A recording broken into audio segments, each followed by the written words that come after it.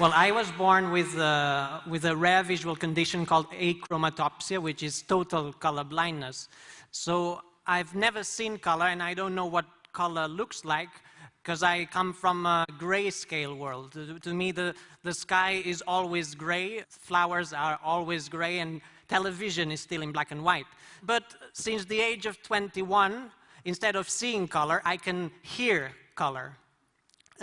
In 2003, I started a project with computer scientist Adam Montandon, and the result, with further collaborations with Peter Queixe from Slovenia and Matías Lizana from Barcelona, is this electronic eye. It's a color sensor that detects the color frequency in front of me and sends this frequency to a chip installed at the back of my head, and I hear the color in front of me through the bone, through bone conduction.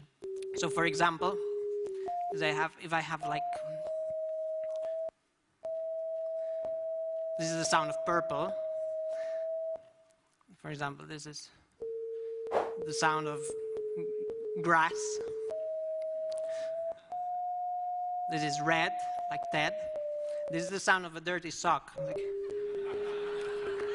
which is like yellow, this one.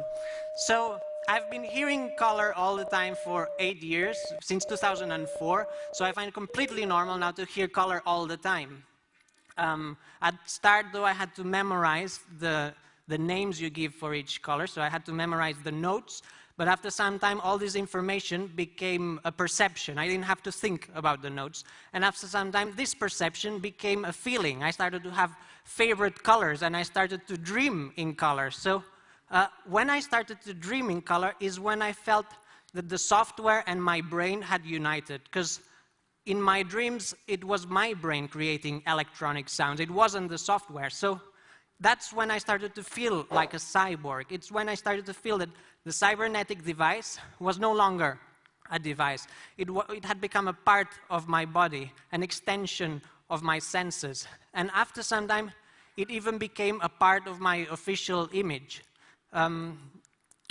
This is my passport from 2004.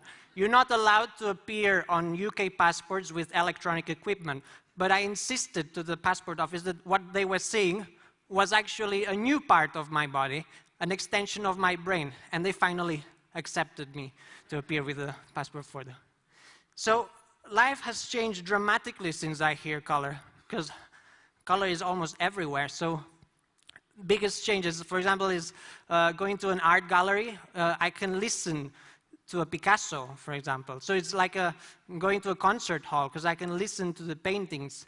And supermarkets, I find this is very shocking, very, very attractive to walk along a supermarket. It's like going to a nightclub. It's full of different melodies. Yeah. Especially the aisle with cleaning products. It's just fabulous. Also, the way I dress has changed. Before, I used to dress in a way that it looked good. Now I dress in a way that it sounds good.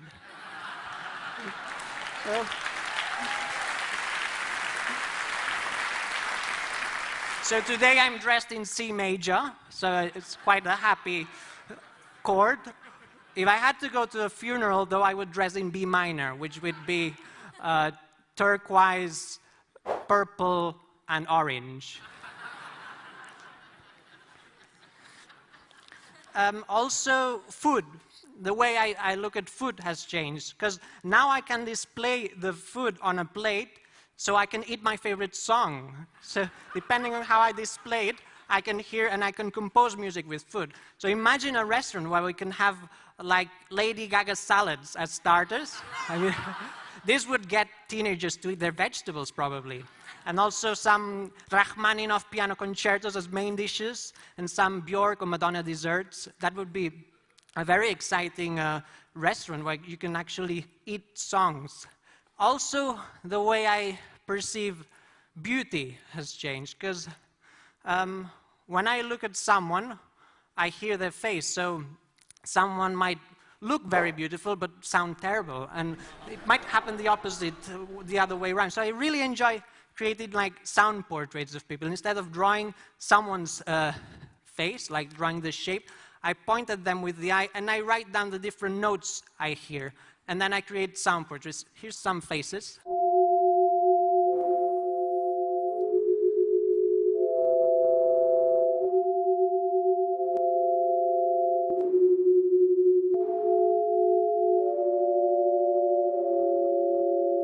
Yeah, Nicole Kidman sounds good.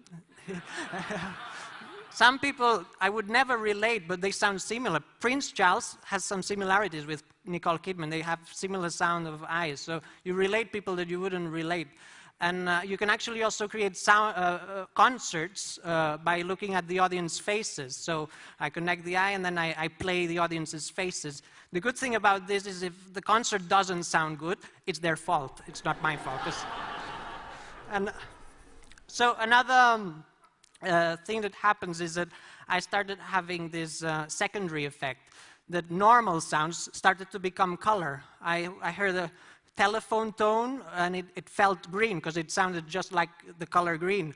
The BBC beeps, they sound turquoise. And listening to Mozart became a yellow experience. So I started to paint music and paint people's voices, because people's voices have frequencies that I relate to color. And here's some music translated into color.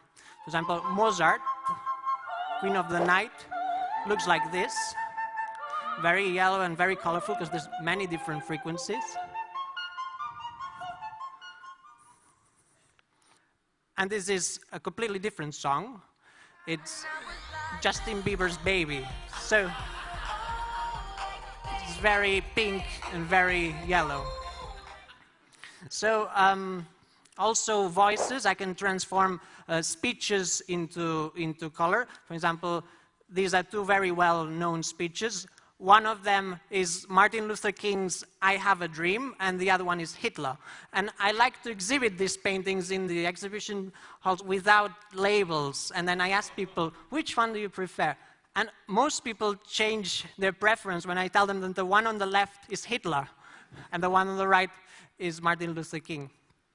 So I got to a point when I was able to perceive 360 colors, just like human vision. I was able to differentiate all the degrees of the color wheel. But then I just thought that this human vision wasn't good enough. There's many, many more colors around us that we cannot perceive, but the electronic eyes can perceive. So I decided to continue extending my color senses, and I added infrared and I added ultraviolet to the color to sound scale. So now I can hear colors that the human eye cannot perceive. For example, perceiving infrared is good because you can actually detect if there's movement detectors in a room. I can hear if someone points at me with a remote control. And the good thing about perceiving ultraviolet is that you can hear if it's a good day or a bad day to sunbathe. Because ultraviolet is a dangerous color, a color that can actually kill us. So I think we should all have this wish to perceive things that we cannot perceive. That's why 2 years ago I created the Cyborg Foundation, which is a foundation that tries to help people become a cyborg, tries to encourage people to extend their senses by using technology as part of the body. We should all think that knowledge comes from our senses, so if we extend our senses, we will consequently extend our knowledge. I think life will be much more exciting when we stop creating applications for mobile phones and we start creating applications for our own body. I think this will be a big, big change that we'll see during this century. So I do encourage you all to think about which senses you'd like to extend.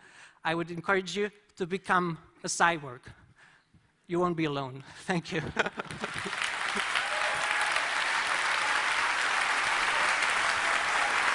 Thank you.